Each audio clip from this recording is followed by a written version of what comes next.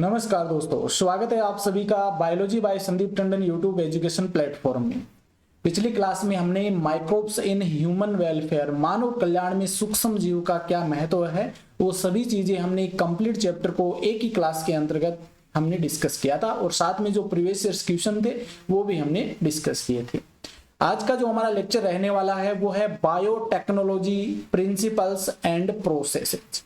जैव प्रौद्योगिकी के सिद्धांत और इसकी प्रक्रिया किस प्रकार से होती है, कंप्लीट चैप्टर को हम इसी एक ही वीडियो के वन शॉट के माध्यम से यहाँ पर डिस्कस करेंगे।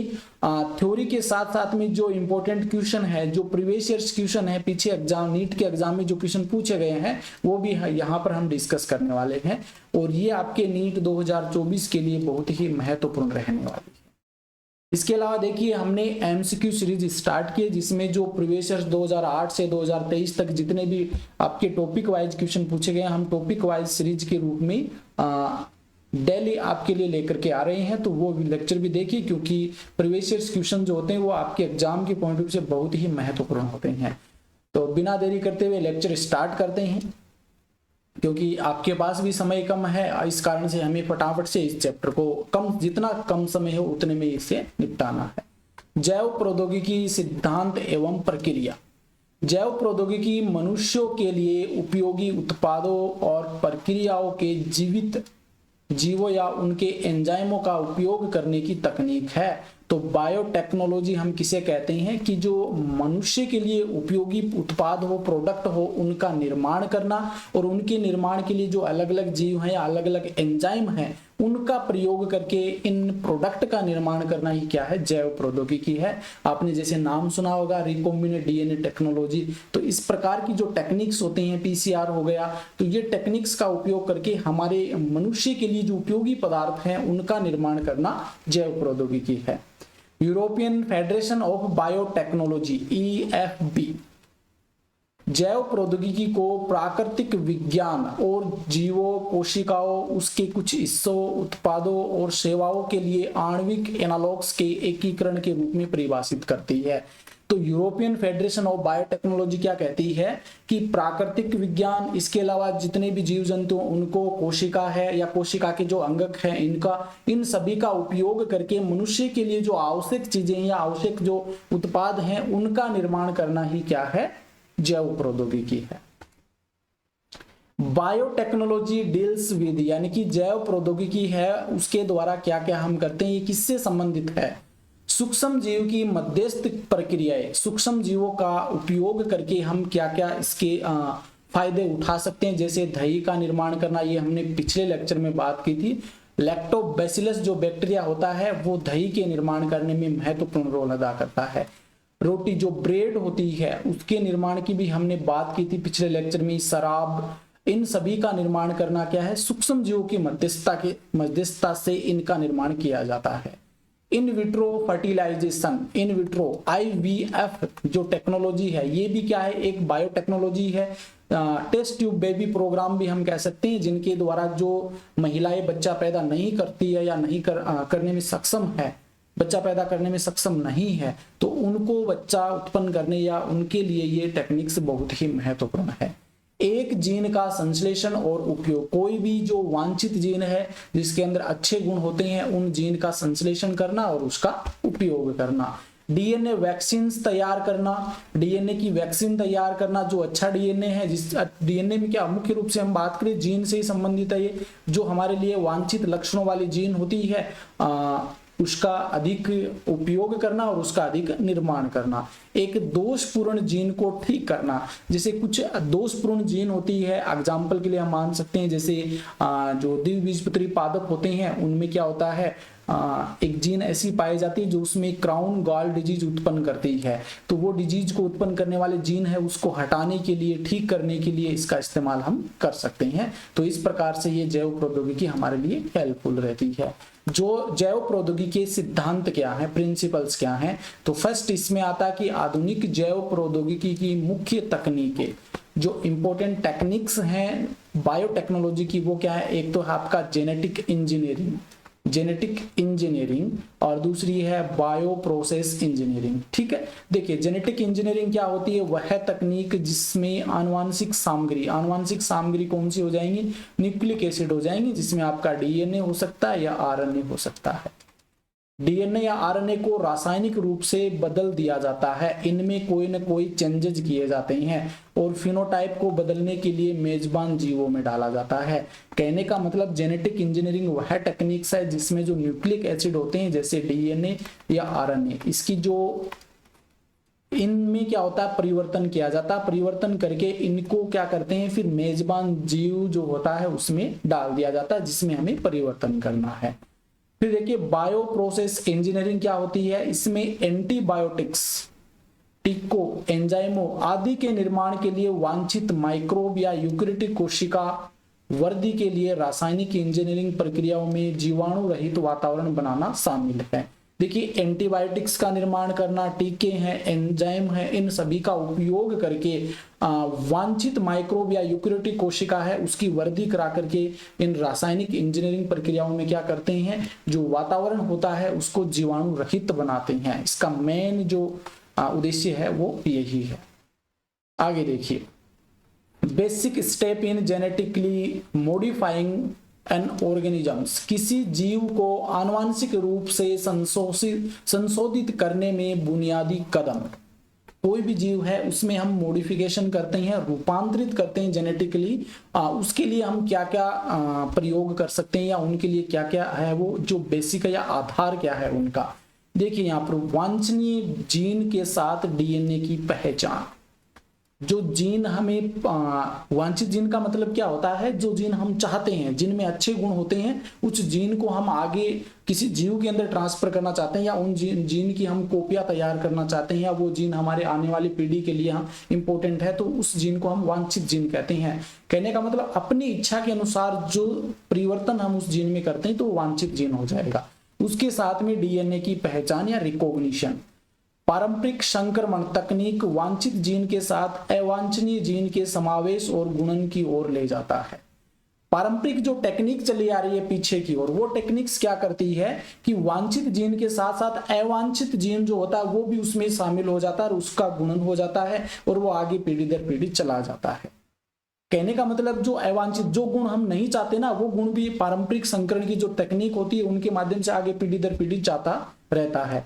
जेनेटिक इंजीनियरिंग लक्ष्य जीव में केवल वांछनीय जीन को अलग करने और डालने में मदद करता है। देखिए जेनेटिक इंजीनियरिंग होता है, ये क्या करता है, जो जीन के लक्षण हम चाहते हैं, जो वांछित जीन होती है, उस जीन को उस जीव के अंदर डालने में और उसके साथ में उस जीव के अंदर उस वांछित जीन को अलग करने डालने में मदद करती है।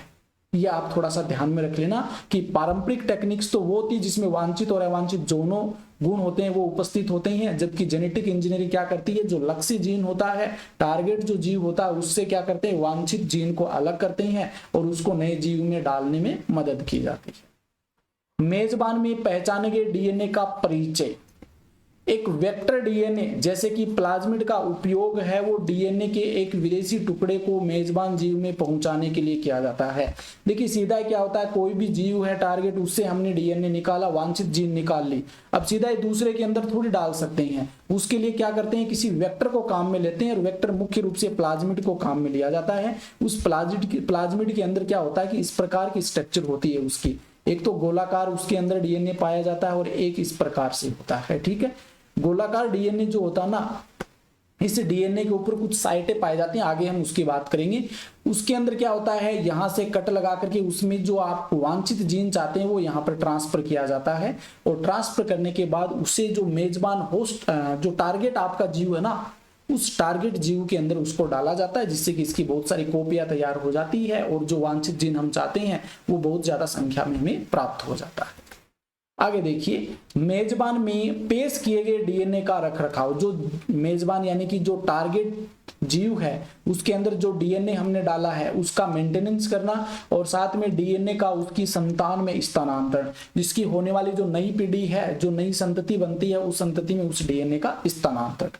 देखिए कैसे होता है ये विदेशी डीएनए। विदेशी डीएनए का मतलब क्या होता है कि कोई भी जीव है, यानी ए जीव है और बी जीव है, ए से हमने इसका डीएनए निकाला और इस डीएनए को हमने इसमें ट्रांसफर करना है, तो इस ए के लिए ये डीएनए क्या हो गया, विदेशी डीएनए हो गया ना, फॉरेन डीएनए। ठीक है, इससे समझ लेना आप।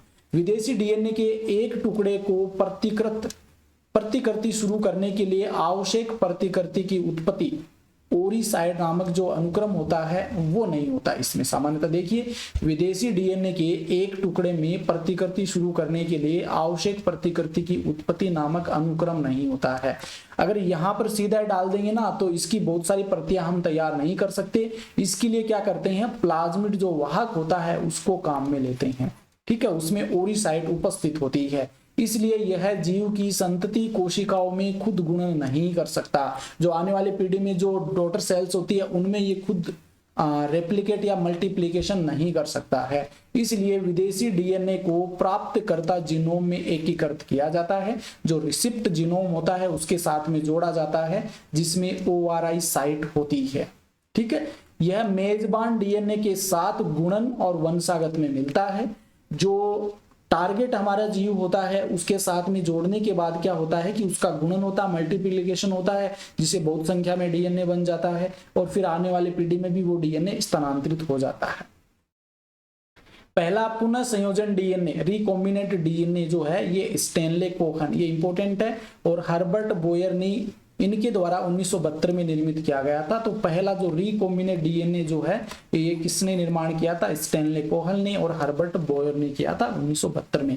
देखिए पूरी जो विधि है ये हम आगे डिस्कस करेंगे, एक बार जो थ्योरेटिकल पोर्शन है वो हम यहाँ पे डिस्कस कर लेते हैं। उन्होंने एक प्लाज्मिड से डीएनए टुकड़ा काटकर एक एंटीबायोटिक प्रतिरोध जीन को अलग किया था। जो प्लाज्मिड है उसमें से क्या किया, एक छोटे से डीएनए के टुकड़े को काट दिया और काट करके जो एंटीबायोटिक प्रतिरोधक जीन, ये कहाँ होती है इसकी हम बात करेंगे, एंटीबायोटिक प्रतिरोधक जीन है, इसको अलग किया। यह जीन साल्मोनेला टाइफ्यूरियम के एक देसी प्लाज्मिड से जुड़ा हुआ था। साल्मोनेला टाइफ्यूरियम के एक देसी प्लाज्मिड से जुड़ा हुआ था। ठीक है, तो यहां पर ये क्वेश्चन इंपॉर्टेंट है, स्टैनले कोहन और Herbert Boyer. Tools of recombinant DNA technology, पुनः संयोजन डीएनए प्रौद्योगिकी के चरण क्या होते हैं, यहां से आपकी इंपॉर्टेंट चीजें स्टार्ट होती है। जितने भी क्वेश्चन बनते हैं लगभग ऐसा मान लीजिए वो इससे आगे वाली स्लाइडों से ही बनेंगे। कुछ अधिकांश या कोई एक दो इक्का दुक्का पूछ सकता है पीछे वाली, लेकिन ये स्लाइड है आगे आने वाली सभी महत्वपूर्ण है। तो टूल्स कौन से उपकरण हमें चाहिए रिकॉम्बिनेंट डीएनए टेक्नोलॉजी के लिए, देखिए पहला जो आता है वो है restriction enzyme, very very important, जिसे मोलिकुलर सीजर भी कह देते हैं, आणविक कैंची भी कहा जाता है, आणविक कैंची भी कह देते हैं इसे। ठीक है, रेस्ट्रिक्शन एंजाइम, प्रतिबंधित एंजाइम।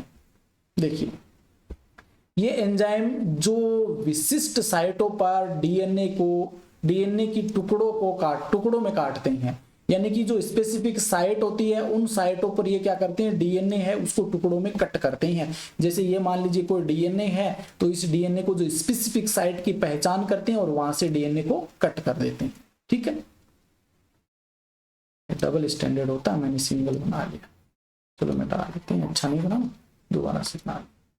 ये AIPMT 2015 में यहां से क्वेश्चन बना है। ठीक है ना, क्वेश्चन बन सकता है कि कहां से कट करता है, तो विशिष्ट साइट होती है जहां से डीएनए के टुकड़ों को काटता है। ये एंजाइमों के एक वर्ग से संबंधित है, मतलब एक वर्ग है, ये एक सिंगल एंजाइम नहीं है, बहुत सारे मिलकर के एक समूह बनाते हैं, उस समूह या वर्ग से संबंधित है जिन्हें न्यूक्लियेज कहा जाता है। इनके समूह को क्या कहते हैं, न्यूक्लियेज कहा जाता है। देखिए आगे 1963 में ई कोलाई में बैक्टीरियोफेज के विकास को प्रतिबंधित करने के लिए जिम्मेदार 2 एंजाइमों को अलग किया गया। 1963 में जो ई कोलाई बैक्टीरिया है उसमें बैक्टीरियोफेज के विकास को प्रतिबंधित करने के लिए जो जिम्मेदार जो एंजाइम थे उन 2 एंजाइमों को अलग किया गया। उनमें से एक एंजाइम ने डीएनए में मिथाइल समूह को जोड़ा था।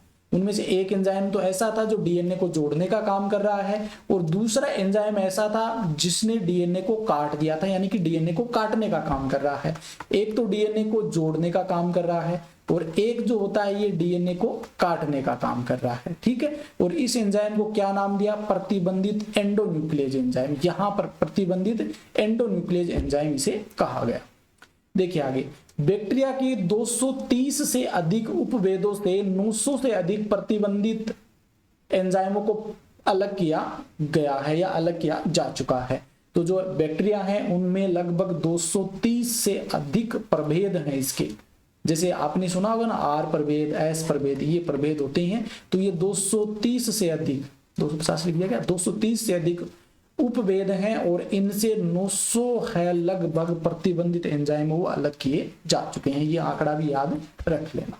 देखिए आगे, रेस्ट्रिक्शन एंजाइम का नामकरण किस प्रकार से करते हैं, ये भी इंपॉर्टेंट है, यहां से क्वेश्चन बन सकता है। इसे आणविक कैंची कहते हैं, जब भी इसलिए मैंने यहाँ पे स्ट्रक्चर ऐड किया। देखिए नामकरण, पहला अक्षर जीनस को इंगित करता है। एक नाम लिख देता हूं यहाँ पर, ई को आर फेस्ट, ठीक है ना, ई को आर फेस्ट, ये अलग अलग है। देखिए पहला अक्षर जीनस को इंगित करता है, ये पहला आ गया जीनस। देखिए ई कोलाई का पूरा नाम क्या होता है, इस्चरेचियाई कोलाई बोलते हैं। तो पहला तो जीनस आ गया, इस्चरेचियाई जो है उसको रिप्रेजेंट करता है ई। उसके बाद में देखिए दूसरा जो दो अक्षर आते हैं दूसरे, ये क्या करते हैं, प्रोकैरियोटिक कोशिका या जो भी बैक्टीरिया की सेल्स है ना उसकी प्रजाति को इंगित करते हैं। इसकी जो जाति क्या, स्पीसीज क्या, उसको इंगित करेंगे। तो स्पीसीज क्या हो जाएगी, इसकी कोलाई हो जाएगी। और कोलाई के हमें दो अक्षर लेने हैं, तो दो अक्षर ले लिए, ठीक है, ई को। आगे देखिए जिससे वे की अलग थे। इसके बाद में क्या होता है, यहां पर एक मिनट, ये एग्जाम्पल दे दी सीधे इसमें। आगे देखिए रोमन संख्या उस क्रम को इंगित करती है। एक मिनट रुकना, यहाँ पे देखिए एग्जाम्पल बीच में दे दिए, जिससे वे अलग थे जैसे कि आते हैं। ये थोड़ा सा सेंटेंस पूरा नहीं, ये मैं बता देता हूं आपको। तो इसके बाद में जो आगे का एक अक्षर जो होता है ये उसके प्रभेद को इंगित करता है, स्टेन को इंगित करता है कि वो एस प्रभेद से लिया गया है या आर प्रभेद से लिया गया है, ठीक है ना। आपको मैंने बताया है कि जो स्टेन करने के बाद एस प्रभेद है या आर प्रभेद है, इनमें से अगर एस प्रभेद से ये एंजाइम रिलीज किया गया है, निकाला गया, तो एस लिख देंगे यहाँ पर आर की जगह, और आर से निकाला गया है तो आर लिख देंगे यहाँ पे। तो आगे जो जाति के बाद में जो एक अक्षर आता है ये आपका किसका है, ये प्रभेद को इंगित करता है, प्रभेद को, ठीक है, याद रख लेना ये। और यहाँ पे देखिए ई को आर आई। आज आगे देखिए फिर रोमन संख्या उस क्रम को इंगित करती है जिसमें एंजाइमों को बैक्टीरिया के उस प्रभेद से अलग किया गया था। यानी कि ये आगे फर्स्ट लिखा हो ना रोमन संख्या में, ये क्या इंगित करती है, ये क्रम इंगित करती है। जैसे यहाँ पर मान लीजिए इकोलाई बैक्टीरिया है, इस इकोलाई बैक्टीरिया से पहले एक एंजाइम इंगित निकाला गया, फिर दूसरा निकाला गया, तो इस प्रकार से फर्स्ट नंबर पर आया उसको फर्स्ट रोमन संख्या में, सेकंड पे आया उसको सेकंड नंबर दे देंगे। तो ये रोमन संख्या क्या इंगित करती है, उसके क्रम को रिप्रेजेंट करती है। हिंड सेकंड को बैक्टीरिया हीमोफिलस इन्फ्लुएंजा से अलग किया गया है, ये इंपॉर्टेंट है। हिंड जो सेकंड एंजाइम है ये क्या है, हीमोफिलस इन्फ्लुएंजा नामक जो बैक्टीरिया है उससे अलग किया गया है। तो इसके नामकरण का आपको पता चल गया होगा कि जो पहला अक्षर आता है वो तो उसके वंश को इंगित करता है, दूसरे दो अक्षर आते हैं ये जाति को इंगित करते हैं, उसके बाद में उसके प्रभेद को इंगित किया जाता है, और जो रोमन संख्या आती है ये उसके क्रम को इंगित करते हैं या क्रम को रिप्रेजेंट करते हैं। तो ई को आर आई फर्स्ट ये हो गया। इसमें ई क्या है, जाति, कोलाई क्या, ई क्या है, वंश, कोलाई जाति है, और आर प्रभेद है, और ये जो 13 नंबर है Y13 ये क्या है, इसका नंबर है। तो ये थोड़ा सा ध्यान में रख लेना। ये 6 बेस जोड़े, पहचान अनुक्रम जिसे कहते हैं, रिकॉग्निशन सीक्वेंस कहा जाता है इसे। यह 6 बेस जोड़े क्षारक जोड़े के एक विशिष्ट अनुक्रम में डीएनए को काटता है। 6 क्षारक किसे कहते हैं, क्षारक प्यूरिन पिरामिडिन पढ़े ना, उनके जोड़े होते हैं, उनको विशिष्ट अनुक्रम में ये डीएनए पर काटता है। ये अनुक्रम पेलिंड्रोमिक होते हैं, ये क्वेश्चन पूछा गया है, ये इंपॉर्टेंट है। कैसे होते हैं, पेलिंड्रोमिक होते हैं, कहने का मतलब एक दूसरे के उल्टे होते हैं। जैसे यहाँ पर ए है ना तो नीचे आपको टी मिलेगा, इस प्रकार से, जिससे एंजाइम के लिए इसे आप पहचानना आसान हो जाता है। और पैलिंड्रोमिक होने के कारण ये क्या होते हैं, जो एंजाइम होते हैं आसानी से इसकी पहचान कर लेते हैं। नीट 2016 में यहां से क्वेश्चन बना है, तो ये इसका नामकरण हो गया। आगे देखिए रेस्ट्रिक्शन एंजाइम के प्रकार, कितने प्रकार का होता है रेस्ट्रिक्शन एंजाइम, ये देखिए। तो रेस्ट्रिक्शन एंजाइम की हम बात करें, मुख्य रूप से ये 2 प्रकार का होता है। एक तो है एक्सोन्यूक्लियेज और एक एंडोन्यूक्लियेज। एक्सोन्यूक्लियेज जो होता है ये क्या करता है, डीएनए को बाहर से या किनारों से कट करता है, किनारों से या सिरों से काटता है। जैसे ये कोई डीएनए है, ठीक है ना,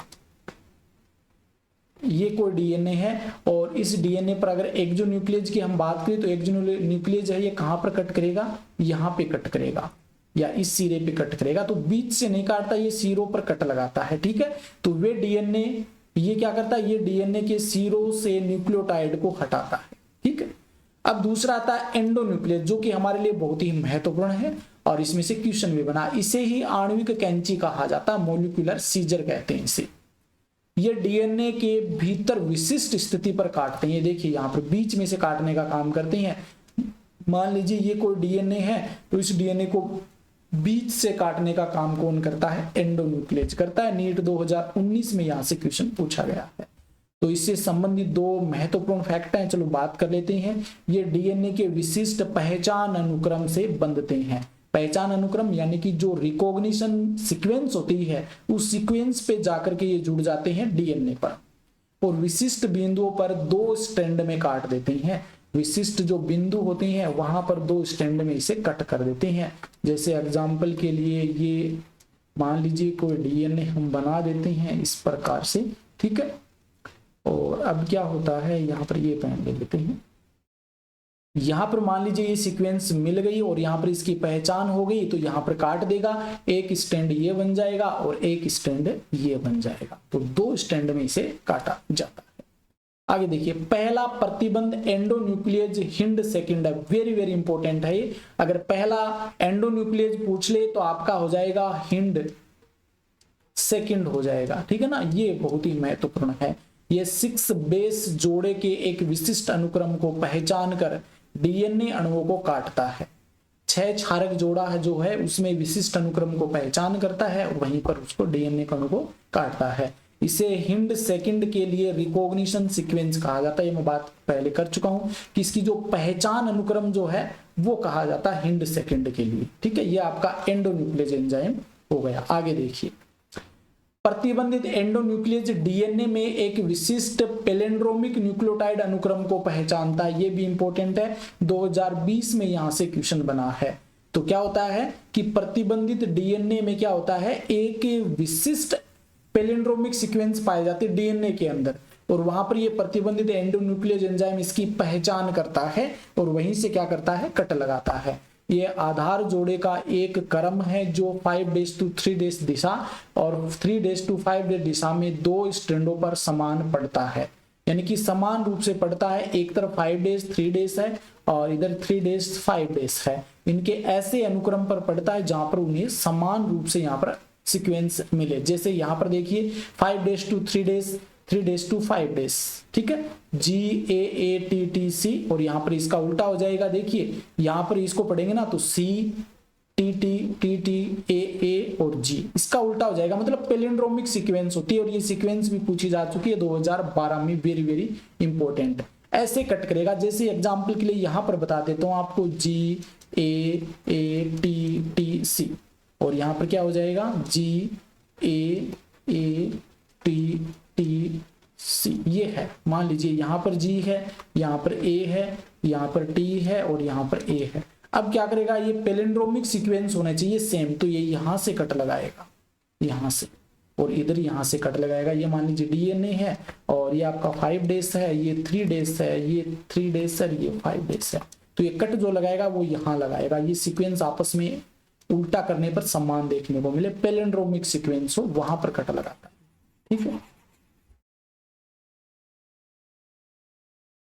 आगे देखिए, प्रतिबंधित एंजाइम स्ट्रैंड को पैलिंड्रोम साइटों के केंद्र से थोड़ा दूर काटता है, यानी कि पैलिंड्रोमिक साइट जो है इसके केंद्र से थोड़ा सा दूर काटेगा। ये जो सीक्वेंस होती है ना सेम है, ऐसी कैसी नहीं होती, 1-2 यहाँ पर एक सीक्वेंस A यहाँ पे मिल गया, यहाँ पे आपका T मिल गया इस प्रकार से, और यहाँ पर A मिल गया, यहाँ पे इसके मध्य और होता, तो ये थोड़ा सा क्या हो जाता है, इस प्रकार से टेढ़ा होकर के काटता है। इस प्रकार की संरचना बनती है इसमें, इस प्रकार की, ठीक है। यहाँ पर देखिए GAATTC और यहाँ पर हो जाएगा CTTAAG, इस प्रकार की कंडीशन बनती है। लेकिन विपरीत स्टैंड पर एक ही 2 क्षारकों के बीच ये कट लगाता है, ठीक है। यह सिरों पर एकल स्टैंडर्ड, फंसे का मतलब स्टैंडर्ड होता है, ये फंसे हुआ, थोड़ा सा हिंदी निकाल देना, कई बार गलत हो जाता है, तो स्टैंड हो जाता है। एकल स्टैंड ओवर हैंगिंग स्ट्रेच को छोड़ देता है, इस प्रकार की कंडीशन कर देता, और ओवर हैंगिंग स्ट्रेच को छोड़ देता है, उन्हें चिपचिपा सिरा कह देते हैं। इस प्रकार से छोड़ देता है, इसे कट करके इस प्रकार से छोड़ देता है और इसे चिपचिपा सिरा कहा जाता है। वे अपने पूरक कट समकक्षों के साथ एच बॉन्ड बनाते हैं। यह चिपचिपाहट एंजाइम डीएनए लाइगेज की कार्यवाही या क्रियाविधि को सुविधाजनक बनाता है। अब आगे दूसरा डीएनए आएगा ना, उससे जोड़ने के लिए बीच में क्या लाइगेज एंजाइम की आवश्यकता होती है। तो ये जो चिपचिपा सिरा है, लाइगेज एंजाइम की क्रिया के लिए क्या करता है, सुविधा उपलब्ध करवाता है। नीट 2016 और 2020 में ये क्वेश्चन पूछा जा चुका है। जब एक ही प्रतिबंध एंजाइम द्वारा काटा जाता है, एक ही प्रतिबंधित एंजाइम द्वारा काटा जाता है, तो परिणामी डीएनए टुकड़ों में एक ही तरह के चिपचिपे सिरे होते हैं। अगर एक ही प्रतिबंधित या एंडोन्यूक्लियस एंजाइम काटता है तो जो टुकड़े बनेंगे ना, वो एक ही तरह के चिपचिपे सिरे वाले बनेंगे। ये डीएनए के लाइगेज द्वारा एक साथ जोड़ दिए जाते हैं। इन टुकड़ों को क्या करता है, आपस में जोड़ दिया जाता है। आगे देखिए, रेस्ट्रिक्शन एंजाइम की क्रिया विधि क्या होती है, कैसे ये काम करता है रेस्ट्रिक्शन एंजाइम। एंजाइम एक ही साइट पर दोनों स्ट्रैंड को काटता है, मतलब एक ही साइट पर, एक ही स्थान पर क्या करता है, दोनों स्ट्रैंड को एक कट लगाता है एक ही साइट के ऊपर। देखिए यहाँ पर ये वेक्टर डीएनए, ये फॉरेन डीएनए। वेक्टर डीएनए की हम बात करें तो यहाँ पर देखिए GAATTC, ये उसको उल्टा कर दो GAATTC, ठीक है। इस प्रकार से ये ऐसी सीक्वेंस पढ़ता है और वहां पे क्या करता है, कट लगा देता है। इधर हम देखिए फॉरेन डीएनए जुड़ा आपस में GAATTC CTTAAG, इस प्रकार से। अब देखिए ये क्या करेगा, इसको यहां से कट लगा देगा, यहां से कट लगा देगा, ऐसी स्ट्रक्चर बन जाएगी। और इसको क्या करेगा, ये इससे मैच कर सके, इसके साथ में जुड़ सके, इस प्रकार से कट लगाएगा। तो ये इस प्रकार से, और कैसे,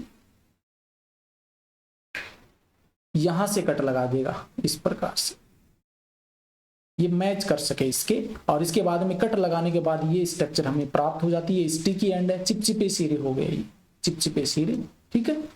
ये इस प्रकार से हमें प्राप्त हो गए। अब क्या करता है, यहाँ पर डीएनए लाइगेज जो होता है, ये फ्रेगमेंट है, डीएनए लाइगेज इनको जोड़ देता है। देखिए जी है तो जी यहां पर आ जाएगा, टी के सामने ए आ जाएगा, टी के सामने ए आ जाएगा, उस ए के सामने टी और ए के सामने टी, और ये ऐसा वैसा यहाँ पे फिट हो जाएगा। तो ये रिकॉम्बिनेंट डीएनए प्राप्त हो गया। इस प्रकार से काम करता है रेस्ट्रिक्शन एंडोन्यूक्लियस एंजाइम, यहाँ पर लाइगेज एंजाइम कार्य करता है, ठीक है। तो ये समझ में आ गया होगा किस प्रकार से कट करता है ये चीजें। ई कोराई बेस जो क्षारक होते हैं, वो जी और ए के बीच डीएनए को तभी काटता है जब अनुक्रम GAATTC डीएनए में मौजूद होता है। तो ये इंपॉर्टेंट है, याद रख लेना। ई कोराई जो पेस्ट होता है, ये जी और ए के मध्य कट लगाता है, ये याद रखें। कब, जब इस प्रकार की सीक्वेंस उस डीएनए में पाई जाती हो।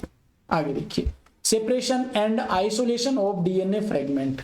टूल्स पढ़ रहे थे, उसमें क्या करते हैं, आगे हम डीएनए के खंडों का पृथक्करण करते हैं, किस प्रकार से डीएनए के टुकड़ों को अलग किया जाता है। अलग करने के लिए कुछ टेक्निक्स काम में लेते हैं, जैसे डीएनए के टुकड़ों को जेल इलेक्ट्रोफोरेसिस या हिंदी में कहते हैं जेल विद्युत कण संचलन नामक टेक्निक्स द्वारा है इनको अलग किया जाता है, ठीक है। डीएनए के टुकड़ों को मोलिकुलर वेट और इनके आकार के आधार पर इस टेक्निक्स के द्वारा अलग करते हैं। डीएनए के टुकड़ों को चमकीले नारंगी रंग के बैंड के रूप में देखा जा सकता है जब वे एथिडियम ब्रोमाइड से रंजित होते हैं और यूवी विकिरण के संपर्क में आते हैं। यानी कि जो डीएनए के टुकड़े होते हैं, इनको हम जो बैंगनी रंग के एथिडियम जो ब्रोमाइड होता है, एथिडियम जो ब्रोमाइड होता है, इस एथिडियम ब्रोमाइड के साथ में जोड़ते हैं। जोड़ने पर जब इनको यूवी लाइट है वो इसके ऊपर छोड़ते हैं, तब ये कैसे चमकीले नारंगी रंग के बैंड के रूप में हमें दिखाई देते हैं। डीएनए बैंड को एगारो जेल से अलग किया जाता है। डीएनए की जो बैंड है, इनको एगारो जेल के द्वारा अलग किया जाता है। और अलग करने के बाद इसे क्या कहते हैं, इस क्रिया को, अलग करने की क्रिया को क्या कहा जाता है, इसे छालन या इसे इल्यूशन कहा जाता है। छालन या इल्यूशन इसे कह देते हैं। इन शुद्ध डीएनए का उपयोग पुनः संयोजक डीएनए रिकॉम्बिनेंट डीएनए के निर्माण के लिए किया जाता है। जो डीएनए यहाँ पर प्राप्त हुआ ना, उस शुद्ध डीएनए हम बोल सकते हैं, और इसका उपयोग हम रिकॉम्बिनेंट डीएनए टेक्नोलॉजी में कर सकते हैं, जो उन्हें क्लोनिंग वेक्टर के साथ जोड़ा जाता है। ठीक है, यहां तक आपका क्लियर हो गया होगा डीएनए खंडों का पृथक्करण। अब पृथक्करण हो गया, डीएनए हमें प्राप्त हो गया। अब डीएनए को हम क्या करते हैं, प्लाज्मिड या प्लाज्मिड जैसे जो वेक्टर होते हैं उन वेक्टर के साथ में जोड़ा जाता है। तो क्लोनिंग वाहक या क्लोनिंग वेक्टर कौन से होते हैं, इनकी हम बात करते हैं। देखिए, यह एक डीएनए अणु होता है जो एक विदेशी डीएनए खंड को वहन करता है। देखिए, इस प्रकार से हम इकोलाई या बैक्टीरिया की संरचना देखें तो एक तो सामान्य खुद का जो पर्सनल डीएनए है या डीएनए होता है वो होता है, और एक यहाँ पर वर्ताकार डीएनए मिलता है, इसे ही क्या कहते हैं, प्लाज्मिड कहा जाता है। तो ये क्या करता है, जो विदेशी डीएनए फॉरेन डीएनए है उसको वहन करता है और मेजबान कोशिकाओं के अंदर रेप्लिकेट करता है। मेजबान कोशिकाओं के अंदर क्या करता है, रेप्लिकेट करने का काम करता है, जैसे कि प्लाज्मिड, बैक्टीरियोफेज आदि। एक बार हम थोड़ा सा देख लेते हैं। देखिए, पहले इसके जो है ना उसकी बात कर लेते हैं, वेक्टर्स के प्रकार की बात कर ले। देखिए, प्लाज्मिड वेक्टर है वो इस प्रकार का होता है, इनकी हम बात करेंगे। देखिए, जो अलग अलग साइट होती है ना उनकी बात करेंगे। बैक्टीरियोफेज होता है एक वेक्टर और एक प्लाज्मिड होता है, ये वेक्टर के टाइप हो गए। प्लाज्मिड स्वायत्त रूप से बैक्टीरिया के अतिरिक्त वर्ताकार गुणसूत्र डीएनए की नकल करता है। देखिए, सबसे कॉमन अगर आपसे वाहक पूछे तो वो प्लाज्मिड होगा, याद रख लेना। प्लाज्मिड स्वायत्त रूप से बैक्टीरिया के अतिरिक्त वर्ताकार गुणसूत्र डीएनए है उसकी नकल करता है। वर्ताकारी होता ना, अभी हमने बात की थी। देखिए, कुछ प्लाज्मिड में प्रति सेल केवल 1 से 2 प्रतियां ही तैयार की जा सकती है और कुछ ऐसे भी होते हैं जिसमें प्रति सेल में 15 से 100 प्रतियां बनाई जा सकती है, इनमें इतनी क्षमता होती है। बैक्टीरियोफेज प्रति सेल उच्च संख्या, यानी कि इनमें बहुत अधिक क्षमता होती है प्रतिकृति करने की। बैक्टीरियोफेज में बैक्टीरिया कोशिकाओं के भीतर उनके जीनोम की बहुत अधिक प्रतिलिपि संख्या होती है। जैसे मान लीजिए कोई बैक्टीरिया, उसके अंदर हमने क्या किया, बैक्टीरियोफेज इसके अंदर ट्रांसफर कर दिया, ये इस प्रकार से होता है। ये बैक्टीरियोफेज हमने इसमें डाल दिया, तो बैक्टीरियोफेज में बहुत अधिक क्षमता होती है उनकी कॉपियां तैयार करने की। ठीक है, आगे देखिए। जब क्लोनिंग वेक्टर को मेजबान में गुणन किया जाता है, क्लोनिंग वेक्टर हमने डाल दिया और मेजबान कोशिका में क्या करते हैं, उसका मल्टीप्लाई करते हैं, मल्टीप्लिकेशन करते हैं, गुणन करते हैं, तो अपनी संख्या में वृद्धि करते हैं। गुणन का मतलब ये है। तो डीएनए के लिंक किए गए टुकड़े को वेक्टर की प्रतिलिपि संख्या के बराबर संख्याओं में गुणन किया जाता है। देखिए, कहने का मतलब क्या है, ये आपका मान लीजिए प्लाज्मिड है, ये इसमें हमने इतना सा डीएनए है, ये इतना सा डीएनए क्या किया हमने, फॉरेन डीएनए डाल दिया। ठीक है ना, ये फॉरेन या रिकॉम्बिनेट डीएनए डाल दिया, रिकॉम्बिनेट डीएनए डाल दिया। ठीक है, अब जब ये इसकी कॉपियां तैयार करेगा ना, तो साथ में ये रिकॉम्बिनेट डीएनए की कॉपियां तैयार करेगा, ये यहाँ पर कह रहा है। ठीक है, ये क्या है आपका पीबीआर है 322, जिसके अंदर अलग अलग साइट होती हैं जहां से आपका रेप्लिकेशन स्टार्ट होता है। ये देखिए ग्रीन कलर में दिखाई गई, जिसे ओरी साइट कहते हैं, ओरिजिन ऑफ रेप्लिकेशन कह देते हैं। ठीक है, इसके अलावा इसमें 2 प्रतिरोधक जीन साइट भी होती हैं, जैसे एक एमपीआर रेसिस्टेंट साइट होती है, एमपीआर एम्पिसिलिन रेसिस्टेंट साइट होती है ये, और एक टेट्रासाइक्लिन रेसिस्टेंट साइट होती है। ये वाली एमपीआर और ये वाली हो जाएगी टेट्रासाइक्लिन रेसिस्टेंट, ये आपको ध्यान में रखना। ठीक है, आगे देखिए। वेक्टर में क्लोनिंग के लिए आवश्यक सुविधाएं, वेक्टर के अंदर क्लोनिंग के लिए अलग अलग जो साइट पाई जाती है वो अलग अलग हम साइट की बात कर लेते हैं। पहला आता है ओरिजिन ऑफ रेप्लिकेशन, यानी कि ओरी साइट, प्रतिकृति की उत्पत्ति। ये एक अनुक्रम है जहां पर प्रतिकृति शुरू होती है, रेप्लिकेशन शुरू होता है। ओरी साइट की बात कर रही हैं। ओरी से जुड़े डीएनए का एक टुकड़ा जो मेजबान कोशिकाओं के भीतर रेप्लिकेट करता है। इस ओरी स्थान से जुड़ा हुआ जो डीएनए का टुकड़ा ना, वो मेजबान कोशिका में टारगेट सेल में क्या करता है, रेप्लिकेट करता है। नीट 2020 में ये क्वेश्चन पूछा गया यहाँ से। यह लिंक किए गए डीएनए की कॉपी संख्या को भी नियंत्रित करता है। जो डीएनए हमने जोड़ा ना, उसकी कितनी कॉपियां बनती है, उस सभी का नियंत्रण भी यही करता है। इसलिए लक्ष्य डीएनए की कई प्रतियां प्राप्त करने के लिए इसे एक वेक्टर में क्लोन किया जाना चाहिए, जिसका मूल उच्च प्रतिलिपि संख्या का समर्थन करता हो। मतलब वेक्टर हमें वही काम में लेना चाहिए जिसमें अधिक प्रतियां बनाने की क्षमता हो और उसमें ये ओरी साइट उपस्थित हो। ठीक है, इसके बाद में देखिए नेक्स्ट हम बात करते हैं selectable marker gene. Selectable marker gene यह एक जीन है जो ट्रांसफार्मर मतलब परिवर्तन करने के लिए जो हम काम में लेते हैं ना, उसको बोलते हैं। का चयन करने और गैर ट्रांसफार्मर को खत्म करने में मदद करता है। पानी पी लेते हैं, थोड़ी सी आवाज अटकने लगी है ना, गला सूख रहा।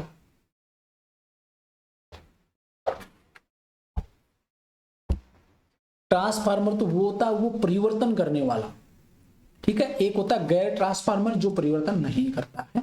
तो ये जीन होती है जिसका उपयोग ट्रांसफार्मर को तो चयन करने में और गैर ट्रांसफार्मर को नष्ट करने में काम में लिया जाता है। परिवर्तन एक ऐसी प्रक्रिया है, ट्रांसफार्मर की बात कर रहे हैं, परिवर्तन एक ऐसी प्रक्रिया है जिसके माध्यम से डीएनए का एक टुकड़ा एक मेजबान जीवाणु में डाला जाता है। कोई भी बैक्टीरिया उसमें एक टुकड़ा डीएनए का डालते हैं, ऐसे जीवाणु को ट्रांसफॉर्मेट कहते हैं। मान लीजिए ये कोई बैक्टीरिया है, उसमें हमने यहाँ पर इसके अंदर एक छोटा सा डीएनए का टुकड़ा डाल दिया, तो इस बैक्टीरिया को हम क्या करेंगे, ट्रांसफार्मर कहेंगे। संशोधित करने के लिए इस बैक्टीरिया को हम वेक्टर के रूप में काम में ले रहे हैं। यदि परिवर्तन नहीं होता है तो यह है गैर परिवर्तनकारी हो जाएगा। परिवर्तन कर रहा तो परिवर्तनकारी और परिवर्तन नहीं कर रहा तो गैर परिवर्तनकारी, ठीक है। आगे देखिए, ई कोलाई के चयन योग्य मार्करों में एम्पिसिलिन, क्लोरेफेनिकोल, टेट्रासाइक्लिन, केनामाइसिन आदि जैसे एंटीबायोटिक दवाओं के प्रतिरोध को एनकोडिंग करने वाले जीन शामिल होते हैं। देखिए हमने पीबीआर में देखे थे ना, अभी इसमें देखिए एम्पिसिलिन होता है, टेट्रासाइक्लिन होता है, ये पीबीआर 322 में पाए जाते हैं। यहाँ पर ई कोलाई की बात कर रहे हैं तो इसमें ये प्रतिबंधित एनकोडिंग करने वाले जीन है वो होते हैं, एम्पिसिलिन, क्लोरोफेनिकोल, टेट्रासाइक्लिन, केनामाइसिन। 2012 में यहाँ से क्वेश्चन बना है। सामान्य ई कोलाई कोशिकाओं में इन एंटीबायोटिक दवाओं के खिलाफ कोई प्रतिरोध नहीं होता है। सामान्य जो ई कोलाई की सेल्स होती है, मतलब जो परिवर्तनकारी नहीं है, उन सेल्स में इनके लिए कोई भी एंटीबायोटिक या प्रतिरोधक है वो जीन नहीं पाई जाती है। तो ये सिलेक्टेबल मार्कर जीन हो गया। आगे देखिए, जब प्लाज्मिड को ई कोलाई कोशिकाओं में डाला जाता है या पेश किया जाता है तो 3 प्रकार की कोशिकाएं बनती है। देखिए आगे का यही सिलेक्टेबल मार्कर जीन से संबंधित है। ये वेक्टर मैंने आपको बता दिए। देखिए एक तो टीआई प्लाज्मिड है, एक कोस्मिक प्लाज्मिड है और ये बैक्टीरियोफेज है, ठीक है। इसमें देखिए आप अलग अलग प्रकार की साइटें पाई जाती है, ये आपकी ओरिजिन ऑफ साइट, ठीक है, याद रखिए। इसके बाद में देखिए कोस्मिड की पूछे तो कोस्मिड में ये एम्पिसिलिन जो रेसिस्टेंट जीन है ये येलो वाली हो गई, ये पोलिंकुलर और ये कोस साइट होती है और ये कोस ओरी साइट होती है जहां से रेप्लिकेशन स्टार्ट होता है। और इसमें देखिए ये अलग अलग दे रखा, थोड़ी सी डिजाइन इसकी अलग है, तो ये थोड़ा सा देख लेना स्ट्रक्चर। आपके एग्जाम में सिर्फ एनसीईआरटी में सिर्फ नाम दे रखे हैं तो इनके बारे में ज्यादा पूछेगा नहीं। आगे देखिए क्या करते हैं, 3 प्रकार की कोशिकाएं बनती हैं जब हम इसे ई कोलाई में डालते हैं। एक तो नॉन ट्रांसफॉर्मेट्स और एक गैर पुनः संयोजक प्लाज्मिड के साथ ट्रांसफार्मर और एक पुनः संयोजक प्लाज्मिड के साथ ट्रांसफार्मर। क्या क्या है इसके अंदर देखिए, नॉन ट्रांसफॉर्मेट्स तो वे होती हैं जिनमें कोई परिवर्तन नहीं होता है, तो इनके पास प्लाज्मिड नहीं होता है, इसलिए वे टेट्रासाइक्लिन या एम्पिसिलिन के प्रतिरोधी नहीं होते हैं, ठीक है। ये हमारे लिए ज्यादा इंपॉर्टेंट नहीं है लेकिन ये इनके बारे में पूछा जा सकता है। दूसरा देखिए गैर पुनः संयोजक प्लाज्मिड के साथ ट्रांसफार्मर। इसमें क्या होता है, टेट्रासाइक्लिन और एम्पिसिलिन दोनों के लिए प्रतिरोधी होता है, लेकिन होता क्या गैर पुनः संयोजक होता है। इसमें रिकॉम्बिनेंट टेक्नोलॉजी जैसी कोई विधि इसमें या कोई परिवर्तन इसमें नहीं देखने को मिलता है, ट्रांसफॉर्मर या परिवर्तन नहीं देखने को मिलता है। अपरिवर्तनकारी प्लाज्मिड के रूप में इसे देख सकते हैं। पुनः संयोजन प्लाज्मिड के साथ ट्रांसफार्मर ये केवल एम्पिसिलिन के लिए प्रतिरोधी होती हैं, तो ये परिवर्तनकारी हैं और साथ में क्या है, इनमें एम्पिसिलिन के प्रति प्रतिरोधी हैं, जबकि ये अपरिवर्तनकारी हैं, इनमें कोई परिवर्तन नहीं हुआ है, ठीक है। ये रिकॉम्बिनेंट और ये अरिकॉम्बिनेंट बोल सकते हैं या नॉन रिकॉम्बिनेंट बोल सकते हैं इसे, और इसमें टेट्रासाइक्लिन एम्पिसिलिन दोनों के लिए प्रतिरोधी होता है और इनमें कोई परिवर्तन हुआ नहीं है, ना ही इसमें कोई प्रतिरोधी उपस्थित है। आगे देखिए, पुनः संयोजक प्लाज्मिड को एम्पिसिलिन माध्यम पर ट्रांसफार्मर प्लाटिंग द्वारा गैर पुनः संयोजकों में से चुना जाता है। यानी कि जो पुनः संयोजक प्लाज्मिड है, रिकॉम्बिनेंट जो प्लाज्मिड है, उसमें क्या करते हैं, उसको एम्पिसिलिन माध्यम पर, एम्पिसिलिन जो कल्चर मीडियम है, एम्पिसिलिन माध्यम पर ट्रांसफार्मर जो प्लाटिंग है, जो ट्रांसफार्मर उनमें से पुनः संयोजकों, जितने भी पुनः संयोजक हैं, गैर पुनः संयोजक हैं, उनमें से इसको चुना जाता है, इसकी पहचान की जाती है। कहने का मतलब है एक तो अपरिवर्तनकारी रखे गए हैं, अपरिवर्तनकारी, और एक जिनमें परिवर्तन हुआ है वो रखे गए हैं। तो इनमें से जिनमें परिवर्तन हुआ है उसकी पहचान की जाती है। फिर ट्रांसफार्मर को, ट्रांसफार्मर मतलब परिवर्तनकारी, ट्रांसफार्मर को टेट्रासाइक्लिन माध्यम पर स्थानांतरित किया जाता है। पहले एम्पिसिलिन पर, ठीक है, फिर टेट्रासाइक्लिन माध्यम पर स्थानांतरित करते हैं। पुनः संयोजक एम्पिसिलिन माध्यम में बढ़ते हैं लेकिन टेट्रासाइक्लिन माध्यम पर नहीं बढ़ते हैं।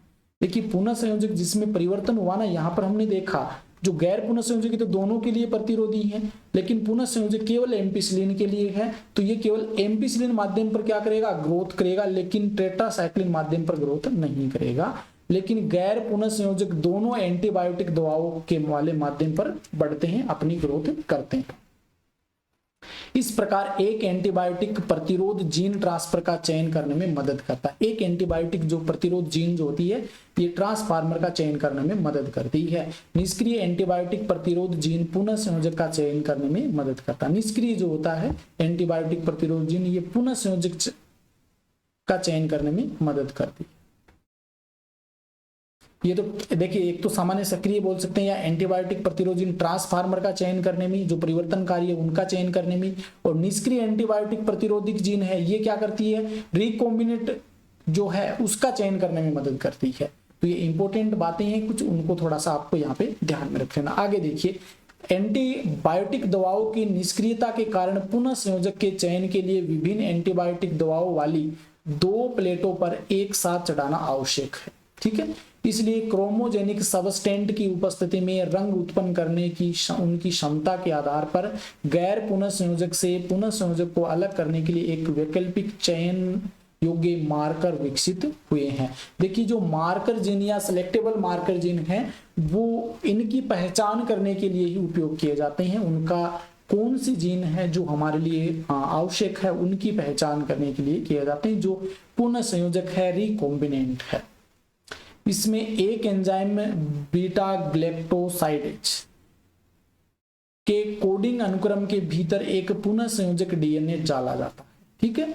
तो एंजाइम निष्क्रिय है, इसे सम्मिलन निष्क्रियता कहा जाता है, सम्मिलन निष्क्रियता कहा जाता है, इंसर्शन पैसिव कह देते हैं इसे।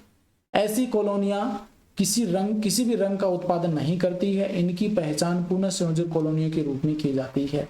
कहने का मतलब यह है कि एक एंजाइम है बीटा ग्लैक्टोसाइडेज, उसके कोडिंग अनुक्रम के भीतर एक संयोजक डीएनए हम डाल देते हैं, पुनः संयोजक मतलब रिकॉम्बिनेंट डीएनए डाल देते हैं। अगर ये डीएनए उपस्थित है तो वो कॉलोनी में कोई रंग नहीं प्राप्त होगा। इसका मतलब क्या होती है, इसी प्रकार से पुनः संयोजक कॉलोनियों की पहचान की जाती है। नीट 2013 में ये क्वेश्चन पूछा गया है। यदि बैक्टीरिया में प्लाज्मिड का कोई इंसर्ट नहीं हुआ है तो यह क्रोमोजेनिक सबस्टेंट उपस्थिति में नीले रंग की कॉलोनियां बनेगी। अगर रिकॉम्बिनेंट पाया जाता है तब तो आपकी वो रंगहीन होगी, रंग का उत्पादन नहीं होगा। रिकॉम्बिनेंट नहीं है तो वो क्या बनेगी, नीले रंग की कॉलोनी बन जाएगी। सिर्फ ये यहाँ पे बताया है। आगे देखिए, फोर्थ जो पॉइंट आता है टूल्स वाले में, पौधे और जानवरों में जीन क्लोनिंग के वेक्टर। पौधे और जीवों के अंदर जो जंतु हैं उनमें जीन क्लोनिंग के वेक्टर।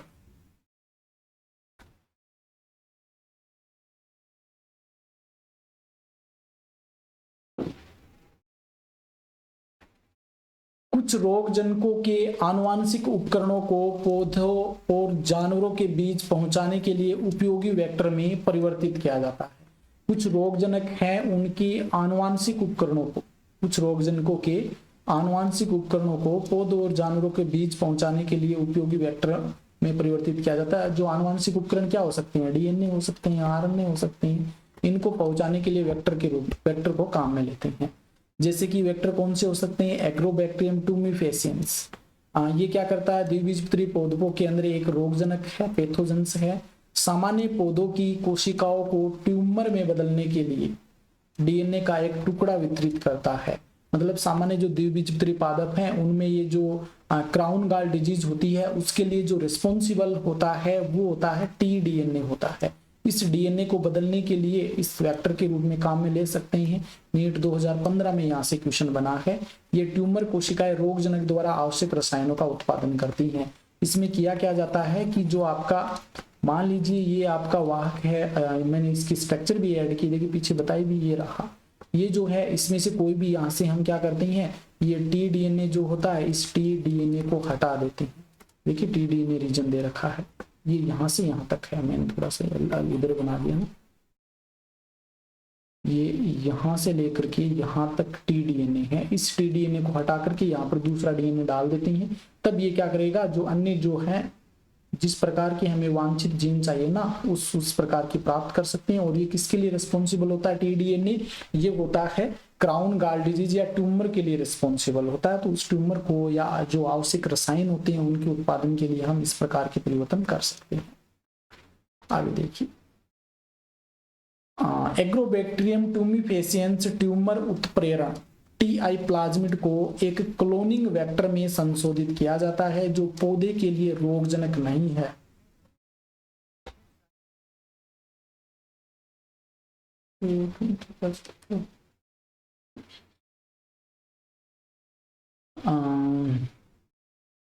हाँ यहाँ पर थे, एग्रोबैक्टीरियम ट्यूमिफेसिएंस के ट्यूमर उत्प्रेरण टीआई प्लाज्मिड जो होता है, ट्यूमर उत्प्रेरण प्लाज्मिड को एक क्लोनिंग वेक्टर में संशोधित किया जाता है जो पौधों के लिए रोगजनक नहीं होता। इसमें ये टी-डीएनए निकाल देते हैं, इसके बाद में ट्रांसफर करने पर इसमें रोगजनक नहीं होता, ये डिजीज नहीं होती है, लेकिन पौधों में रुचि के जीन देने के लिए तंत्र का उपयोग करने में सक्षम है। ये जो वांछित जीन हम ट्रांसफर करते हैं ना उसके लिए ये जो टीआई प्लाज्मिड होता है ये इसके लिए सक्षम होता है। जानवरों में रेट्रोवायरस सामान्य कोशिकाओं को कैंसर कोशिकाओं से बदला जा सकता है इस टीआई प्लाज्मिड की मदद से, इसलिए इनका उपयोग वांछनीय जीन को जंतु कोशिका में पहुंचाने के लिए भी किया जा सकता है। ठीक है, यहां से क्वेश्चन बना है 2015 में। आगे देखिए, सक्षम यानी कि कंपेटेंट जो होस्ट होता है, सक्षम मेजबान, उसकी बात करें वो कौन हो सकता है। पुनः संयोजक डीएनए के साथ परिवर्तन के लिए डीएनए एक हाइड्रोफिलिक अणु होता है तो यह कोशिका झिल्ली को नहीं कोशिका झिल्ली को पार नहीं कर सकता है। ठीक है, मेजबान या कह सकते हैं होस्ट सेल के रूप में हम किसका इस्तेमाल करें। इस समस्या से बचने के लिए जीवाणु कोशिकाओं को एक द्विसंयोजक केसन जैसे कि कैल्शियम की एक विशिष्ट सांद्रता के साथ इलाज किया जाता है। तो इससे क्या होता है, डीएनए कोशिका भित्ति में क्या हो जाते हैं, छिद्र बन जाते हैं और इन छिद्रों के माध्यम से जीवाणु है वो प्रवेश कर जाता है। ऐसी कोशिकाओं को बर्फ पर पुनः संयोजक डीएनए के साथ उष्मायन किया जाता है। पुनः संयोजक डीएनए के साथ बर्फ के ऊपर डाला जाता है और फिर उन्हें 42 डिग्री सेल्सियस पर गर्मी के झटके दिए जाते हैं, हॉट झटके देते हैं और इसके बाद उन्हें पुनः वापस बर्फ में रख दिया जाता है और यह बैक्टीरिया को पुनः संयोजक डीएनए लेने में सक्षम बनाता है। पुनः संयोजक डीएनए लेने के लिए या उनको एक्सेप्ट करने के लिए सक्षम बनाता है ये प्रक्रिया करने के बाद। आगे देखिए, मेजबान कोशिकाओं में विदेशी डीएनए को शामिल करने की अन्य विधियां कौन कौन सी हो सकती है, यहां से इंपॉर्टेंट क्वेश्चन बन सकता है। एक तो माइक्रो इंजेक्शन, इसमें क्या होता है, पुनः संयोजक डीएनए को सीधे एक जो जंतु कोशिका है उसके नाभिक में इंजेक्ट किया जाता है, केंद्रक में डाल देते हैं। दूसरा है बायोलिस्टिक्स यानी कि जीन गन, इसमें कोशिकाओं पर सोने के उच्च वेग वाले सूक्ष्म कणों, सोने के जो सोना होता है गोल्ड, उसके साथ में क्या करते हैं इस डीएनए को जोड़ दिया जाता है या जैसे ये डीएनए है उसके चारों ओर सोने की लेप कर दिया जाता है। या डीएनए से लेपित टंगस्टन की बमबारी की जाती है, या तो सोना इस्तेमाल करते हैं या टंगस्टन, इनको लेपित करने के बाद उस डीएनए को क्या करते हैं बमबारी की जाती है और यह विधि पौधे के लिए उपयुक्त होती है।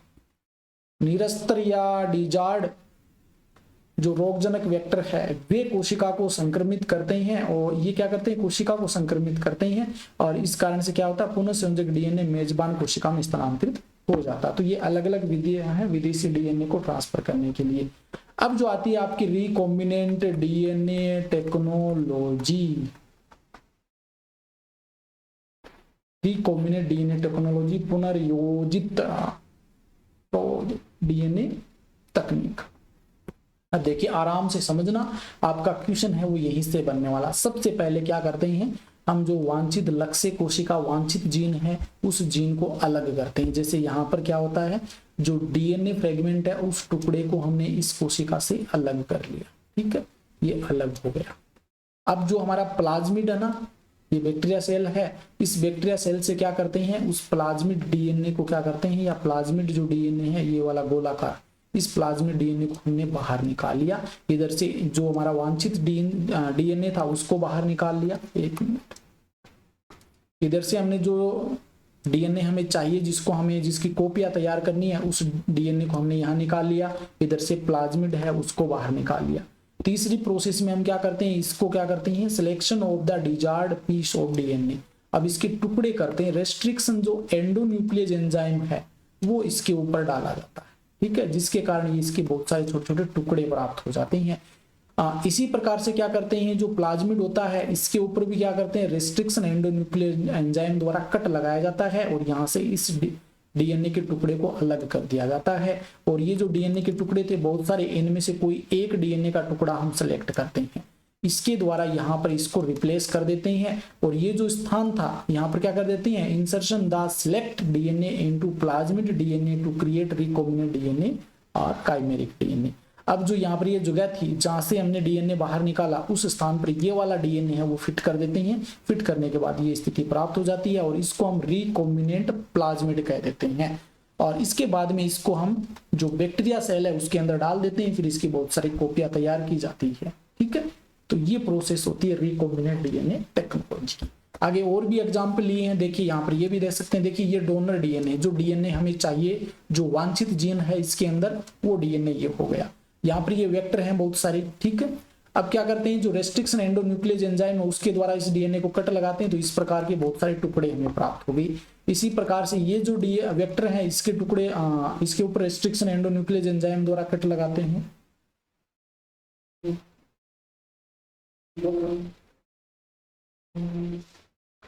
रेस्ट्रिक्शन एंडोन्यूक्लियस एंजाइम द्वारा यहाँ पर कट लगाते हैं, तो ये भी क्या हो गए, छोटे छोटे यहाँ से टुकड़े निकाल दिए गए। यहाँ से ये वाली स्थिति बन गई, जो आपका प्लाज्मिड है ना, उस प्लाज्मिड की ये वाली स्थिति बन गई। और इधर से हमने ये जो टुकड़ा था, 3-4 टुकड़े, यहाँ से एक टुकड़ा हमने ये थोड़ा सा मोटा कर दिया, एक टुकड़ा हमने इस प्रकार से ये सिलेक्ट कर, अरे गोल बना देते हैं, एक टुकड़ा हमने इस प्रकार से ये सिलेक्ट कर लिया, ठीक है। एक टुकड़ा ये और एक टुकड़ा ये सिलेक्ट कर लिया। अब इनको हम मिक्स कर देते हैं, लाइगेज एंजाइम की सहायता से जोड़ देते हैं, तो ये स्थिति बन जाती है, ठीक है। ये पूरा प्लाज्मिड हो गया। थोड़ा सा गोल नहीं बना, बस आप बना लेना, थोड़ा सा क्या है ध्यान रखना। ये जो हमने डीएनए डाला ना, ग्रीन कलर में दिखा रहा हूं, ये तो आपका फॉरेन डीएनए है और ये प्लाज्मिड का है, और ये जॉइंट होकर के ये स्थिति बन जाती है, ठीक है। अभी जो हमारी जो टारगेट सेल्स होती है ना, बैक्टीरिया सेल, उसके अंदर इसको डाल दिया जाता है। यहाँ पर देख सकते हैं इस सेल में इनके अंदर देख सकते हैं, इन बैक्टीरिया सेल में इनको डाल दिया। फिर हम क्या कर सकते हैं, इसके क्लोन्स तैयार करते हैं। ये बहुत सारे ये की थे, इसकी बहुत सारी कॉपियां तैयार कर लेती हैं। फिर इसको, इस डीएनए को हम बाहर निकाल के, जो वांछित जीन था जिस जीव के अंदर हम डालते हैं, उस जीव के अंदर इसको डाल दिया जाता है। ये होती है रिकॉम्बिनेंट डीएनए टेक्नोलॉजी। एक बार और समझ लेते हैं, देखिए आप भूलेंगे नहीं, इसलिए बार बार ये रिपीट कर रहा हूँ। ये एग्रोबैक्टीरियम टूमीफेसियंस है, इसमें ये जो रेड कलर में दिखाया गया ना, ये आपका टी डीएनए, ठीक है। हम इस टी डीएनए को निकालते हैं क्योंकि ये रिस्पॉन्सिबल होता है किसके लिए, क्राउन डिजीज के लिए या ट्यूमर डिजीज के लिए, जो द्विबीजपत्री पादप है उनमें। ये जो रेड कलर में, इस क्या करते हैं, यहाँ पर हम रेस्ट्रिक्शन एंजाइम के द्वारा कट लगवाते हैं और इस टी डीएनए को यहाँ से निकाल देते हैं, ठीक है। ये टी डीएनए यहाँ से बाहर हो गया। ये तो आपकी क्या है, डीएनए कंटेनिंग जीन है, जिस जीन को हमें इंसर्ट कराना है वो जीन है ये। यहाँ से हमने इस टी डीएनए को बाहर निकाल दिया, निकालने के बाद इस जीन को हमने यहाँ पे इंसर्ट करवा दिया, ठीक है। ये इंसर्ट हो गई। इंसर्ट होने के बाद ये हमें प्राप्त हो गया रिकॉम्बिनेंट टीआई प्लाज्मिड। अब इसको हम क्या करते हैं, उसके केंद्रक में ट्रांसफर कर देते हैं, inserted T DNA crying new gene. अब क्या करते हैं, इसको हम उसके केंद्र में ट्रांसफर कर देते हैं। ट्रांसफर करने के बाद ये नए प्लांट के अंदर नई संतति बनती है, उसके अंदर इसके लक्षण हमें दिखाई देते हैं। तो ये रिकॉम्बिनेंट डीएनए टेक्नोलॉजी हो गई।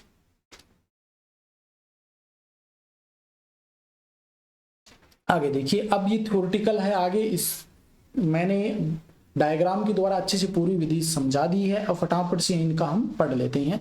रिकॉम्बिनेंट डीएनए टेक्नोलॉजी की प्रक्रिया किस प्रकार से, वो देखिए। आनुवांशिक पदार्थ यानी कि डीएनए का पृथक्करण। सबसे पहले डीएनए को हम अलग करते हैं। तो जीवाणु कोशिकाओं यानी कि पौधे या जो जंतु उत्तक है, उनका उपचार है वो लाइसोजाइम जो बैक्टीरिया है उनके द्वारा करते हैं बैक्टीरिया के अंदर। अगर पौधा है तो सेलुलोज एंजाइम के द्वारा करते हैं कि उसकी भित्ति नष्ट हो जाए बाहर की, और कवक है तो काइटिनेज जो होता है, काइटिन की बनी होती है, तो काइटिनेज एंजाइम से उसको ट्रीटमेंट किया जाता है। और ये एंजाइम क्या करते हैं, इनके साथ में इनको उपचारित किया जाता है। कोशिका भित्ति वो टूट जाती है, जिससे डीएनए और अन्य जो मैक्रोमोलिक्यूल्स होते हैं, आरएनए, प्रोटीन, पॉलीसेकेराइड, लिपिड, ये सभी बाहर निकल जाते हैं, क्योंकि जो न्यूक्लियस होता है उसमें उपस्थित होते हैं। राइबोन्यूक्लियस के साथ इलाज करते हैं या उपचार करते हैं, जिससे आरएनए नष्ट हो जाता है। प्रोटीन से करते हैं, प्रोटीन नष्ट हो जाता है। इसी प्रकार से कोई जो अन्य मॉलिक्यूल्स हैं, लिपिड वगैरह, इनके साथ में इनसे संबंधित एंजाइम है, उनके साथ उपचार करते हैं तो ये भी नष्ट कर दिए जाते हैं। जब ठंडा इथेनॉल इस पर डाला जाता है, इथेनॉल, ठंडा इथेनॉल जब इस पर डाला जाता है तो शुद्ध डीएनए निलंबन में ठीक धागे के संग्रह के रूप में बाहर निकल जाता है। तो जो डीएनए होता है वो इस प्रकार से धागे रूपी संरचना में ऐसे इकट्ठा हो जाता है। और ये नीट 2019 में यहाँ से क्वेश्चन भी पूछा गया है। आगे देखिए, फर्स्ट प्रोसेस ये होगी, डीएनए हमने अलग कर लिया है इस प्रकार से। दूसरी देखिए, विशिष्ट स्थानों पर डीएनए को काटना। जो विशिष्ट स्थान है वहां पर डीएनए को काटना, और इसमें आपका रेस्ट्रिक्शन एंडोन्यूक्लियस एंजाइम काम करता है। तो शुद्ध डीएनए वांछित स्थितियों में प्रतिबंधित एंजाइम के साथ उष्मायन करते हैं और नतीजन डीएनए क्या हो जाता है, डाइजेस्ट हो जाता है, कटिंग हो जाती है। 11 जैल विद्युत कण संचलन, जैल इलेक्ट्रोफोरेसिस जो विधि है उसके द्वारा क्या करते हैं, एक प्रतिबंधित जो एंजाइम पाचित की जो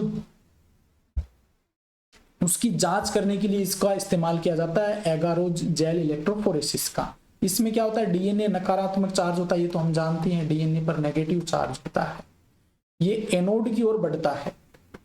जो एगारोज जैल इलेक्ट्रोफोरेसिस है ना, उसमें एक तरफ कैथोड होता है, एक तरफ एनोड होता है। तो जो डीएनए होता है ना, डीएनए ये आपका एनोड की तरफ जाता है या ग्रो मूवमेंट करता है। डीएनए के टुकड़े एगारोज जैल की छलनी प्रभाव के माध्यम से उनके आकार के अनुसार अलग होते हैं, यानी कि जो बड़े होते हैं ना वो तो पीछे रह जाते हैं, और छोटे हैं वो जल्दी इस एनोड पर पहुंच जाते हैं। छोटे आकार का टुकड़ा आगे बढ़ता है जल्दी से। ये नीट 2017-19 में यहाँ से क्वेश्चन बना है। प्रक्रिया को वेक्टर डीएनए के साथ भी दोहराया जाता है, यानी कि जो वेक्टर डीएनए है उसके साथ में यही प्रक्रिया है वो की जाती है जेल इलेक्ट्रोफोरेसिस के द्वारा। उनको भी जो आपका जेल इलेक्ट्रोफोरेसिस है उसके आकार के अकॉर्डिंग उनका क्या कर लेते हैं, अलग कर दिया जाता है। स्रोत डीएनए, जो आपका सोर्स डीएनए है उसको वेक्टर डीएनए को काटने के बाद, इन दोनों को काट दिया, कट कर दिया, इसके बाद में स्रोत डीएनए और कटे हुए वेक्टर से वांछित कट आउट जीन को मिलाया जाता है। जो जीन हमें आगे जिसकी कॉपियां तैयार करनी है उस जीन को उस वेक्टर के साथ में जोड़ दिया जाता है, और ये जोड़ने का काम लाइगेज एंजाइम करता है, और इस प्रकार से पुनर्संयोजक डीएनए हमें प्राप्त हो जाता है। आगे देखिए, थर्ड प्रोसेस है पीसीआर का उपयोग करके रुचि यानी कि वांछित जीन का प्रवर्धन, उनकी कॉपियां तैयार करना। जो जीन, जो रिकॉम्बिनेंट जीन बना था ना, एक मिनट, जो रिकॉम्बिनेंट डीएनए बना था उसकी बहुत सारी कॉपियां तैयार करना। Polymerase chain reaction, polymerase chain reaction PCR, प्राइमरों के 2 सेट और एंजाइम डीएनए पॉलीमरेज का उपयोग करके इन विट्रो में वांछित जीन की कई प्रतियों का संश्लेषण कर सकती है। जैसे यहाँ पर देखिए, पीसीआर की जो प्रोसेस होती है उसमें होता क्या है, जो डीएनए होता है सबसे पहले डीनेचुरिंग होती है, 95 डिग्री सेल्सियस पे क्या होता है, इनके स्टैंड है वो अलग अलग किए जाते हैं, सेपरेट कर देते हैं। उसके बाद में एनिलिंग की जाती है, इसमें 55 डिग्री सेंटीग्रेड पर इसके साथ में यहाँ पर एक प्राइमर जोड़ दिया जाता है, एक प्राइमर इस स्टैंड पर जोड़ दिया जाता है दोनों साइडों पर। इसके बाद में एक्सटेंशन, इलोंगेशन किया जाता है, ये 72 डिग्री सेंटीग्रेड पर होता है, और नए स्टैंड का ये जो प्राइमर होते हैं ना, ये नए स्टैंड का सिंथेसिस कर देते हैं और एक रिकॉम्बिनेंट डीएनए की नई प्रति तैयार हो जाती है। तो ये पीसीआर का उपयोग है विभिन्न प्रतियां तैयार करने के लिए किया जाता है, पॉलीमरेज चेन रिएक्शन। प्राइमर छोटे रासायनिक रूप से संश्लेषित ओलिगोन्यूक्लियोटाइड होते हैं जो डीएनए के क्षेत्रों के पूरक होते हैं, डीएनए के जो रीजन होते हैं ना उसके पूरक होते हैं वो।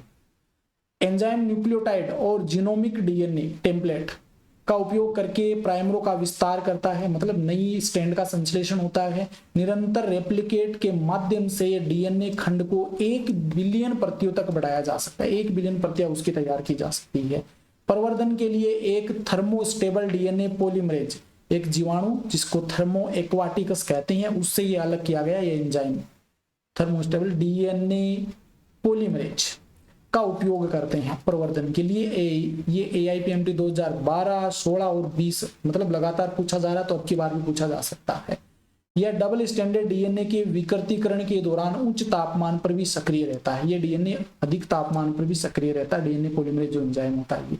परिवर्तित टुकड़े का उपयोग आगे क्लोनिंग के लिए वेक्टर के साथ लाइगेट मतलब जोड़ने के लिए किया जाता है। वेक्टर के साथ जोड़ देते हैं, जो क्लोनिंग के लिए हम जो ये डीएनए का टुकड़ा है वो प्राप्त किया है वो वेक्टर के साथ जोड़ दिया जाता है, वाहक के साथ। अब ये तो आपकी थर्ड प्रोसेस होगी, पीसीआर द्वारा प्रतियां तैयार कर ली। और कहाँ गया ये, मेरा फोर्थ प्रोसेस क्या करते हैं, मेजबान जो होस्ट है ना उसकी कोशिका में पुनर्संयोजन जो डीएनए है उसको डाल दिया जाता है। तो किसी भी सम्मिलन विधियों का उपयोग करते हैं, जैसे जीन गन, बायोलिस्टिक्स, ये जो हमने पढ़ी ना, उन कोई भी विधि के माध्यम से जो लाइगेटेड जो डीएनए होता है उसको रिसिपिएंट कोशिका जो होती है, मेजबान कोशिका, उसमें डाला जाता है और इसके आसपास डीएनए लेते हैं। यदि पुनः संयोजक डीएनए धारक एम्पिसिलिन प्रतिरोधी जीन ई कोलाई कोशिकाओं में स्थानांतरित किया जाता है, यदि एक पुनः संयोजक डीएनए धारक एम्पिसिलिन प्रतिरोधी जीन ई कोलाई कोशिकाओं में स्थानांतरित किया जाता है, मेजबान कोशिकाओं में एम्पिसिलिन प्रतिरोधी कोशिकाएं बन जाती है। अगर ऐसा कोई भी पुनर्संयोजक डीएनए है जिसमें एम्पिसिलिन प्रतिरोधी जीन उपस्थित है तो उसमें क्या हो जाएगी, जिसमें हम डाल रहे हैं उसमें एम्पिसिलिन प्रतिरोधी कोशिका बन जाएगी। यदि रूपांतरित कोशिकाओं में एम्पिसिलिन युक्त अगार प्लेटों पर फैलाया जाता है, जो कल्चर मीडियम है ना उसके ऊपर फैलाया जाता है, तो केवल ट्रांसफार्मर बढ़ेंगे। ट्रांसफार्मर मतलब जो परिवर्तक होते हैं वही बढ़ेंगे, अपरिवर्तित प्राप्तकर्ता कोशिकाएं मर जाएगी। जो परिवर्तनकारी कोशिका है वो तो वृद्धि करेगी और अपरिवर्तनकारी कोशिका है वो वहां पे खत्म हो जाएगी। ठीक है, आगे देखिए, obtaining the foreign gene product, विदेशी जीन उत्पाद प्राप्त करना, ये आपकी रिकॉम्बिनेंट डीएनए टेक्नोलॉजी यहां तक है। अब आगे इससे संबंधित कुछ और इंपॉर्टेंट फैक्ट देखिए, पुनः संयोजक डीएनए प्रौद्योगिकी का उद्देश्य एक वांछित प्रोटीन का उत्पादन करना है। जो हम इच्छा अनुसार प्रोटीन चाहिए, जो अच्छे गुणे वाले प्रोटीन है वो हमें चाहिए, वो प्राप्त करना है। यदि एक प्रोटीन एनकोडिंग विदेशी जीन एक विषम मेजबान में व्यक्त किया जाता है तो इसे पुनः संयोजक प्रोटीन कहा जाता है। मतलब जैसे रिकॉम्बिनेंट डीएनए के अंदर डीएनए बनाया था उसी प्रकार से अगर हम प्रोटीन बनाते हैं तो वो क्या कहलाएगी, पुनः संयोजक प्रोटीन कहलाएगी, रिकॉम्बिनेंट प्रोटीन कहलाएगी। विदेशी जीन वाली कोशिकाओं को प्रयोगशाला में विकसित किया जाता है। संवर्धन का उपयोग वांछित प्रोटीन निकालने और पृथक्करण तकनीकों का उपयोग करके शुद्ध किया जाता है। वांछित प्रोटीन निकालने और पृथक्करण तकनीकों का उपयोग करके इसे शुद्ध किया जाता है, संवर्धन का उपयोग करके। कोशिकाओं को एक सतत संवर्धन तंत्र में गुणन किया जाता है। मल्टीप्लिकेशन करने के लिए क्या करते हैं, एक कल्चर मीडियम उपलब्ध करवाते हैं। यहाँ उपयोग किए गए माध्यम को एक तरफ से बाहर निकाला जाता है जबकि दूसरा ताजा माध्यम उसके लिए जोड़ा जाता है। एक माध्यम से निकालते हैं दूसरे में डाल देते हैं और ये क्या करता है, कोशिकाओं को अधिक शारीरिक रूप से सक्रिय बनाता है, तेजी से वृद्धि करने के लिए उसे सक्रिय करता है। इसलिए एक बड़ा बायोमास पैदा हो जाता है और ये अधिक वांछित प्रोटीन पैदा करता है। बहुत अच्छे तरीके से क्या हो जाती है, अधिक संख्या में हमें वांछित प्रोटीन प्राप्त हो जाती है, क्योंकि नए नए कल्चर मीडियम प्राप्त करेंगे तो जो पोषक तत्व चाहिए वो आराम से उसको मिल रहे हैं।